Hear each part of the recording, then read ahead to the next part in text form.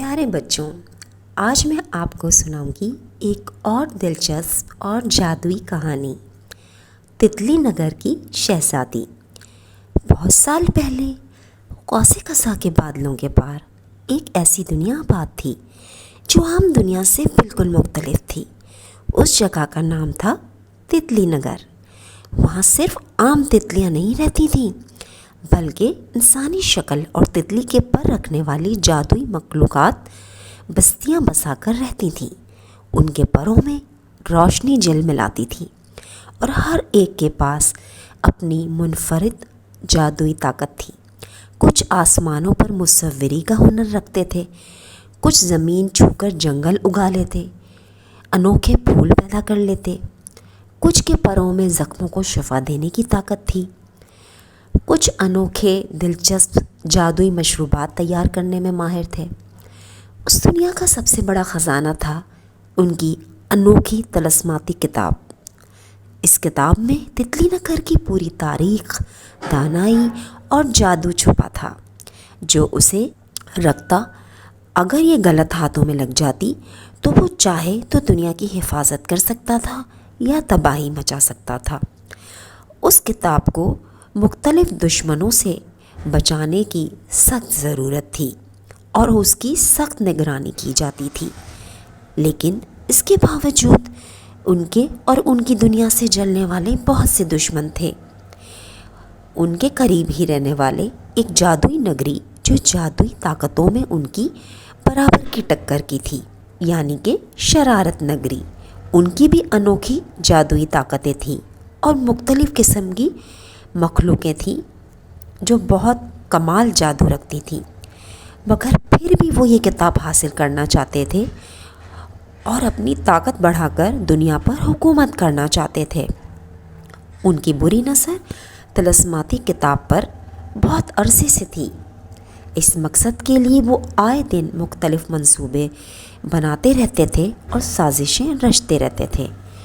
تتلی نگر کی شہزادی جو کہ اس وقت 1 سال کی تھی، اسے انسانی دنیا میں چپکے سے بھیج دیا گیا کیونکہ اس کی جان خطرے میں تھی اور کتاب کا راز اس کے ساتھ جڑا ہوا تھا، کتاب کی طاقت اس کے ساتھ جڑی ہوئی تھی۔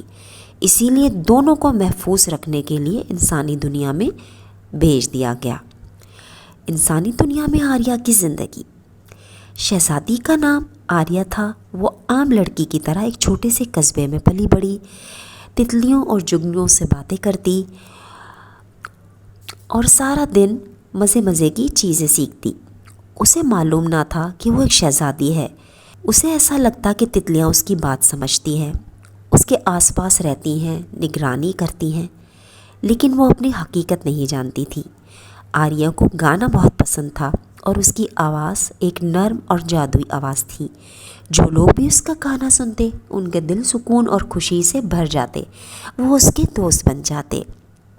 دراصل شہزادی آریہ اس لیے خاص تھی کہ 18 سال کی ہونے پر اسے ایک انوکھی طاقت حاصل ہونے والی تھی جس کی بدولت وہ بڑی سے بڑی جنگ جیت سکتی تھی اور راج کر سکتی تھی۔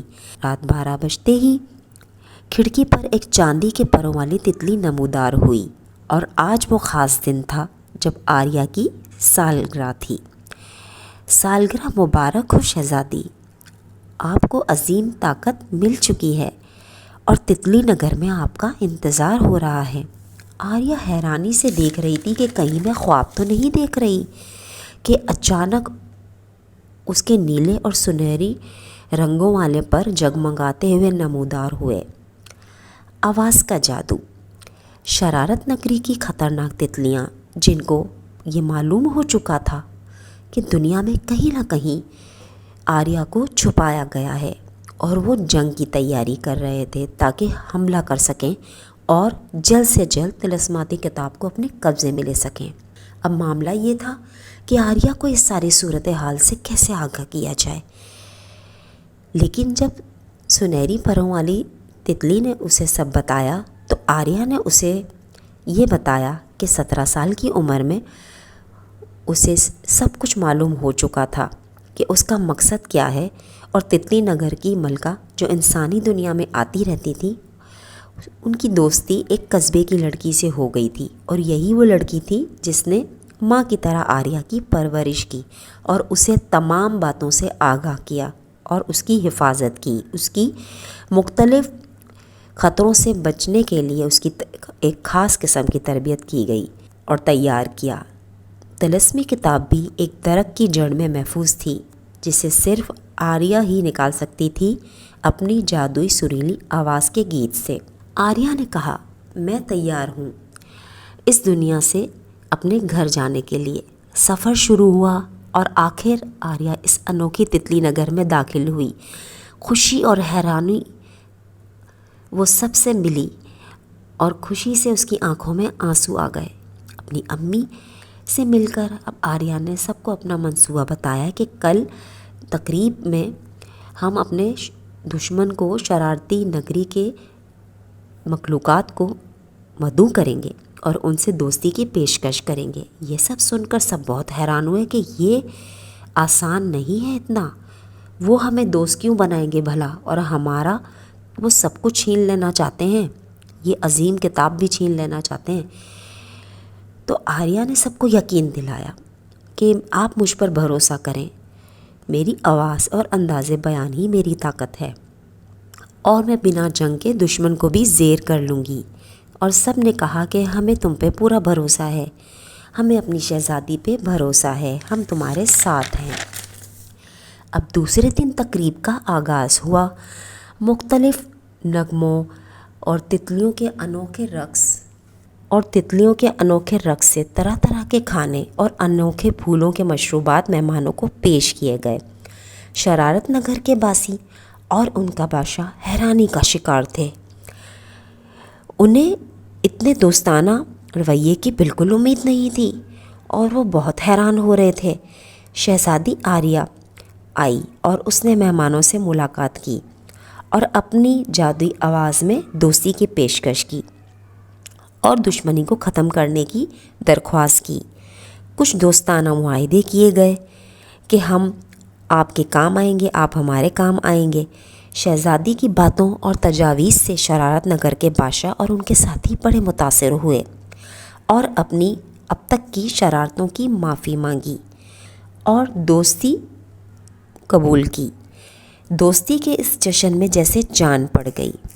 یہ جشن چونکہ تاج پوشی کا بھی تھا تو شہزادی آریہ کو تاج پہنایا گیا اور خوب بڑھ چڑھ کے جشن کا آغاز کیا گیا اور ہر طرف روشنیاں جگمگا اٹھیں. کچھ تتلیوں نے جادوئی روشنی اور رنگ بکھیرے اور رقص کیا، کچھ نے رنگین پھولوں سے جنگل سجا دیا، موسیقی اور خوشبو سے ماحول سجا دیا گیا. سب بے حد خوش تھے کہ یہ معاملات اتنی خوش اسلوبی سے انجام ہو گئے. آئندہ کے لیے بھی مل جل کر رہنے کے وعدے کے ساتھ جشن کا اختتام ہوا. سبق: آریہ نے سب کو یاد دلایا کہ اصل طاقت لڑائی میں نہیں بلکہ دوستی، مہربانی اور مل جل کر رہنے میں ہے. شکریہ.